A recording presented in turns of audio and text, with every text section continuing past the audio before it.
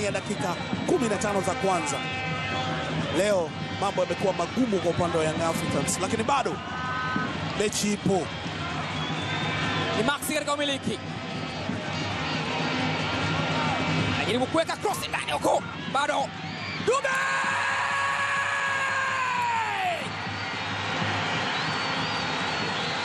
kama ulisahau unacheza na nani, basi kujia kumbukumbu kwamba ni Young Africans, timu yenye safu bora zaidi ya ushambuliaji Tanzania kwa sasa, timu yenye mshambuliaji aliyeweka kambani magoli mengi mpaka sasa.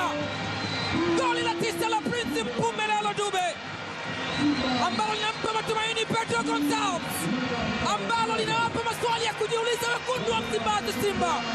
Angalia crossi, angalia ufundi wa Maxim Pia Nzengeli, makosa wakayafanya Simba, akayafanya Ismail Toure, aliyeshika fimbo na kuchapa alikuwa ni Prince Dube Mpumelelo. 50 kwa 50, Tanja Kasali alifika, lakini alikuwa ni mwamba Prince kutoka Bulawayo. Shomari Kasombe